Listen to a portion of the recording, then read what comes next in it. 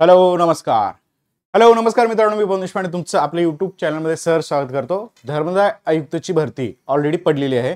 तब्बल 179 पदं या डिपार्टमेंटला आहेत आणि यावरती मी भरपूर सारे व्हिडिओ आपल्या यूट्यूब चॅनलला देखील टाकलेले आहेत. ओके, धर्मदाय आयुक्तच्या बाबतीमध्ये आपल्याला आजच्या सेशनमध्ये डिटेल अभ्यासक्रम काय असणार आहे, अभ्यासक्रमाबरोबर आपल्याला कोणती पुस्तकं लागतील हे पण मी तुम्हाला शॉर्टकटमध्ये सांगण्याचा प्रयत्न करणार आहे. ओके, तर जवळपास S13चं हे जे पद आहे, ओके, बरेचसे विद्यार्थी महाराष्ट्रातले तलाठी भरतीबद्दल तयारी करत असतात. ऑलरेडी तलाठी पण झालेत, बऱ्याचशा डिपार्टमेंटला पण सिलेक्ट झाले आहेत. या सगळ्यांचा जो स्केल आहे तो S8चा स्केल आहे आणि या डिपार्टमेंटमध्ये ज्या पदाला सगळेजण इलिजिबल आहेत म्हणजे फक्त ग्रॅज्युएशनवरती, त्या पदाचा स्केल म्हणजे ते पद आहे निरीक्षक पद आणि त्या पदाचा स्केल आहे S13चा पद, S13चा. त्यामुळं सगळे विद्यार्थी या पदाची तयारी करत आहेत आणि प्रॉपर तयारी करण्यासाठी तुम्हाला त्याचा अभ्यासक्रम काय आहे हा थोडासा माहिती असणं अपेक्षित आहे. ओके, तर आज आपण अभ्यासक्रमावरती डिटेल चर्चा करणार आहोत.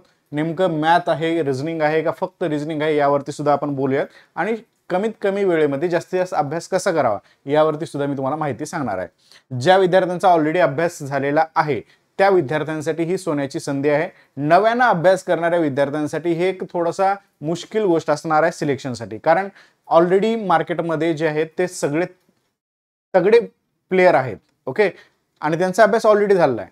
त्यांना थोडंसं जर टफ फाईट द्यायचं असेल तर नवीन अभ्यास करणाऱ्यांसाठी टाइम इथं कमी पडेल. त्यामुळं मला असं वाटतं की नव्यानं अभ्यास करणारे विद्यार्थी सुद्धा जास्त जोर लावावा आणि जर शक्य असेल तर. ओके, चलो आता आपल्याला माहिती घ्यायची आहे धर्मदाय आयुक्तच्या बाबतीतली. धर्मदाय आयुक्तच्या बाबतीमध्ये ऑलरेडी मी तुम्हाला सगळे डिटेल माहिती सांगितलेली आहे. ओके, ह्या पदाबद्दलची संपूर्ण माहिती जवळपास 4 ते 5 पद आहेत. याची एकूण 179 पदाची ही जाहिरात पडलेली आहे. ओके, आता हे पण डिटेलमध्ये पाहूया. माझी प्रत्येक अपडेटसाठी तुम्ही हे टेलिग्राम चॅनल मस्ट जॉईन करून ठेवा. पवन सर टेक्स्टबुक किंवा यालाच असं सर्च करा पवन सर टेलिग्राम. ओके, टेलिग्राम म्हटलं तरी तुम्हाला 2 टेलिग्राम चॅनल आहेत. एक पवन सर टेक्स्टबुकच्या नावानं आणि पवन सर टेलिग्राम माझं स्वतःचं चॅनल आहे. तर हे दोन्ही टेलिग्राम चॅनल तुम्ही मस्ट जॉईन करून ठेवा. तिथं माझे शॉर्टकटमधले अपडेट तिथं तुम्हाला भेटत राहतील. ओके, सोबतच माझ्या बॅचेसच्या लिंक, माझी धर्मदाय आयुक्तची रेकॉर्डेड बॅच आपण इथं ठेवलेली आहे आणि अगदी कमी फीसमध्ये सगळ्या बॅचेस अवेलेबल आहेत. तर हे रेकॉर्डेड बॅचच्या लिंक किंवा लाईव्ह बॅचच्या लिंक सुद्धा तुम्हाला याच ठिकाणी अवेलेबल होणार आहेत. ओके, त्यामुळं ॲप डाउनलोड केल्यानंतर बॅच जे आहे ती घेत असताना व्हॉट्सअपच्या मेसेजच्या लिंकवरून घेऊ नका, टेलिग्रामवरूनच घेत चला. चलो, आपल्या टेटच्या RRBच्या सगळ्या बॅचेस असतात. मग सगळ्या बॅचसाठी वेगवेगळं सबस्क्रिप्शन घ्यायची गरज नाही. एकच सुपरफास्ट सबस्क्रिप्शन असतं ज्यामध्ये अगदी कमीमध्ये आज ऑफर पण देखील चालू झालेली असेल तर त्या ऑफरमध्ये तुम्हाला अगदी कमीमध्ये हे सगळ्या बॅचेस अवेलेबल होत असतात. ओके, चलो हां, तर ही आहे आपली धर्मदाय आयुक्तची जाहिरात. गट ब विधी सहाय्यक, ज्याला मोस्ट ऑफ तुम्ही इलिजिबल नसाल. ओके, गट ब लघुलेखक उच्च श्रेणी म्हणजे स्टेनोटायपिस्टचे हे पद आहेत. गट ब लघुलेखक कनिष्ठ श्रेणी हे पण स्टेनोटायपिस्टचं पद आहे. ओके, मी जे पद म्हणतोय ते पद आहेत ते म्हणजे गट कचं पद. ओके, निरीक्षक पदाला ना टायपिंगची गरज आहे ना काहीच गरज नाही आहे. केवळ आणि केवळ फक्त ग्रॅज्युएट विद्यार्थी S13चा स्केल आहे ज्याची 121 पद आहेत. ओके, आणि ज्या विद्यार्थ्याकडे टायपिंग असेल मराठी इंग्रजी टायपिंग ते हे गट कचं वरिष्ठ लिपिकचं पद पण भरू शकतात, ज्याचा S8 स्केल आहे जो की तलाठीच्या बरोबर नसतो, ज्याचे 31 पद आहेत. ओके, ज्या विद्यार्थ्यांकडे टायपिंग आहे त्यांनी वरिष्ठ लिपिकचा पण फॉर्म भरायचा आहे आणि निरीक्षकचा पण फॉर्म भरायचा आहे. ज्यांच्याकडे टायपिंग नाही आहे त्यांनी केवळ वरिष्ठ लिपिकचा जो फॉर्म आहे तो फॉर्म इथे भरू शकता. Point clear? ओके सर, आता एक गोष्ट, सगळ्यात इम्पॉर्टंट गोष्ट या पदाबद्दलची की ह्याची लास्ट डेट आहे 3 तारीख, म्हणजे आता 2-3 दिवस फक्त फॉर्म भरण्यासाठी शिल्लक आहेत. आज व्हिडिओ बघत असेल तर आजच्या आज फॉर्म भरून घ्या, कारण शेवटी परत आणखीन फॉर्म भरण्याची साईट जी आहे ती जाम होत असते. मग तिथं डिस्टर्बन्स करून घेण्यापेक्षा आजच्या आज फॉर्म भरून टाकायचा आहे तुम्हाला. ओके, 11 तारखेपासून फॉर्म भरायला सुरुवात झाली आणि 3/10 ही त्याची शेवटची तारीख असणार आहे. ओके, हॉल तिकीट आणि परीक्षा कधी असेल सर? यांनी सांगितल्यानुसार परीक्षेचा ऑनलाईन दिनांक जो आहे तो ऑक्टोबर किंवा नोव्हेंबर 2025 असेल. सप्टेंबर संपेल, ऑक्टोबरमध्ये तर होण्याची शक्यता नाही आहे. नोव्हेंबरच्या शेवटी या परीक्षा होऊ शकतात. परत आणखीन तिथं नोव्हेंबरमध्ये आपली MPSC पण आहे. ह्या सगळ्या परीक्षेचं शेड्यूल जर पाहिलं तर मला असं वाटतं की 2 महिने तर भेटतील असा अंदाज आहे कमीत कमी, बरं का, मिनिमम शेवटी जर गेली तर, कारण ऑलरेडी हे फॉर्म भरणं चालू आहे. चलो, फीसचं स्ट्रक्चर घाणेरडं आहे. आता येऊयात मेन पॉईंटकडे. अभ्यासक्रम आणि अभ्यासक्रमाबद्दलची डिटेल माहिती. ओके, इथं बरेचसे विद्यार्थी कन्फ्यूज असतात आणि जास्त विनाकारण वेगळा अभ्यास करत असतात. गरज नाहीये, सिलेक्टिव्ह अभ्यास करणं गरजेचं आहे. आता हे बघा, मराठी व्याकरण, इंग्रजी व्याकरण 12वीची लेवलचं असतं असं म्हणतात, पण आपण जे आहे ते आपण आपली रेग्युलर लेवल ठेवायची आहे. TCS IBPS जर परीक्षा घेत असतात तेव्हा त्यांच्याकडे मराठीचा साठा तेवढा नाहीये प्रश्नांचा, हे दिसतंय वारंवार आपल्याला. ओके, तरी सुद्धा आपलं मराठी व्याकरण चांगल्या लेवलनं करून ठेवा. ह्याच्यामध्ये काय असतं माहिती आहे का, सर्वसामान्य शब्द हे एक फॉर्मॅलिटी म्हणून देतात बरं का, म्हणजे हे दिले म्हणजे हेच विचारतील असं नाही, हे एक फॉर्मॅलिटी. शब्दसंग्रह, वाक्यरचना, व्याकरण म्हणी व वाक्यप्रचार याचा अर्थ उपयोग तसा उतारावरील प्रश्न असं म्हणताय. उतारे थोडेसे कमीच असतील.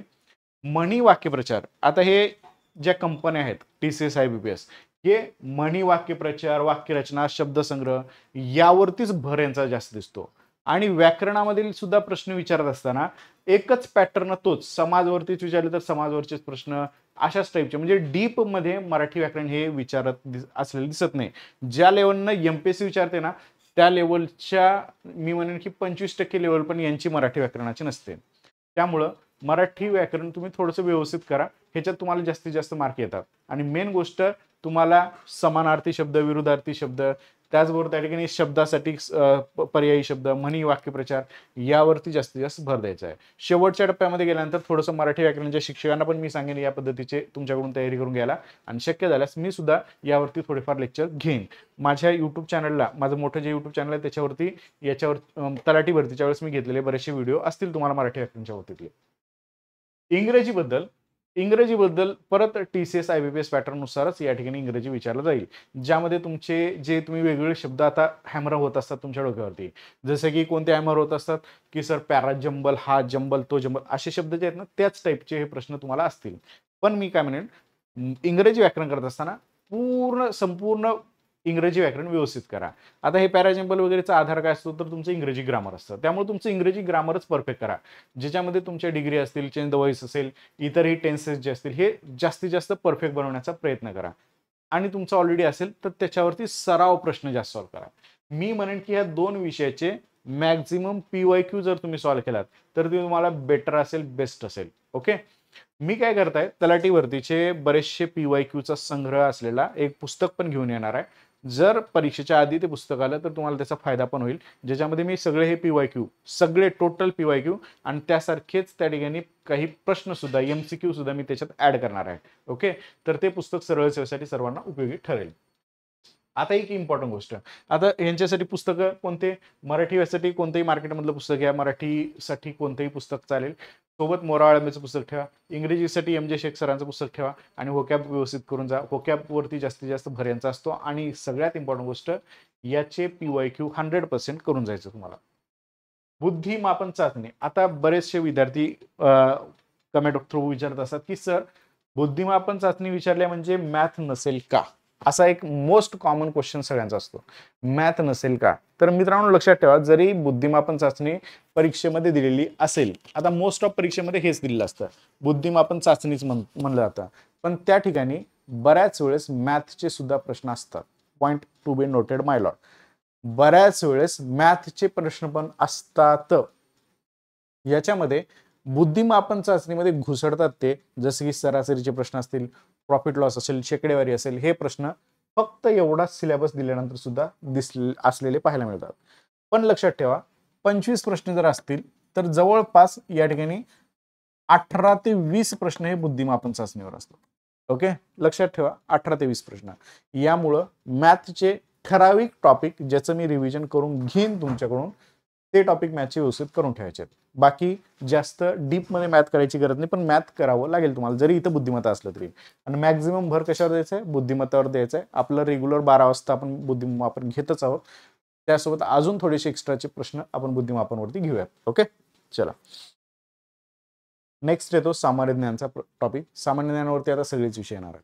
ओके, याला हा सगळ्यात घातक विषय, सगळ्यात गोड वाटणारा आणि सगळ्यात जास्त मार्क खाणारा विषय असेल तर तो आहे सामान्य ज्ञान.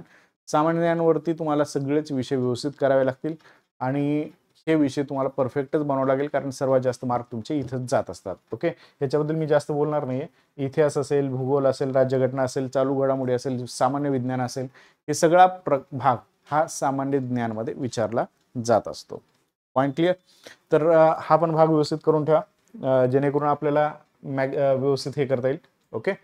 बुक लिस्टमध्ये तुम्हाला एक साधारण मी सांगेन बुक लिस्ट. माझं पुस्तक लवकरच मॅथ रिझनिंगचं येणार आहे. ओके. सगळ्यात पहिल्यांदा मॅथचं येईल, नंतर माझं रिझनिंगचं पुस्तक येईल. थोडंसं खूप लेंदी काम असल्यामुळे हे पुस्तकं राहिलेले आहेत माझे. तरी सुद्धा मॅथ रिझनिंगसाठी मार्केटमधले कोकिळा प्रकाशन असेल, ओके, त्याचबरोबर फास्टॅग असेल, त्याचबरोबर त्या ठिकाणी ढवळे सरचं असेल, असे बरेचसे पुस्तकं आहेत मॅथवरती. ते मॅथवरची पुस्तकं तुम्ही एखादं पुस्तक सोबत ठेवायचं आहे. सगळं बाजार घरात आणून ठेवू नका, अभ्यास होणार नाही तुमचा. एक पुस्तक जे आहे जे तुम्हाला आवडते मी सांगितलेल्या नावापैकी ते पुस्तक आणून ठेवा. ओके. लवकरच माझं मॅथ रिझनिंगचं पुस्तक येईल, जे पुस्तक सगळं संपूर्ण परीक्षा कव्हर करणारं असू शकेल. ओके. मराठीचं सांगितलं. GS बद्दल तुम्हाला GSचे शिक्षक सांगतील डिटेलमध्ये. प्रत्येक विषयाचं पुस्तक कोणतं असावं, काय असावं याच्यावर, किंवा मी एखादा व्हिडिओ त्यांच्या रेफरन्सनं बनवण्याचा प्रयत्न करेन. ओके. तर सगळ्या विद्यार्थ्याला सांगणं आहे, जास्तीत जास्त व्यवस्थित तयारी करा. ओके. आणि माझ्यासोबत जोडले जा. या टेलिग्रामला माझ्या बॅचेसच्या लिंक असतात, त्या बॅचच्या लिंकवरून तुम्ही ॲडमिशन घेऊ शकता. ओके. चलो, जर काही अजून अडचण असतील शिल्लक तर कमेंट बॉक्समध्ये टाकून ठेवा. त्या अडचणी सॉल्व्ह करण्याचा आपण प्रयत्न करू. ओके. चलो, thank you. Take care. Bye bye.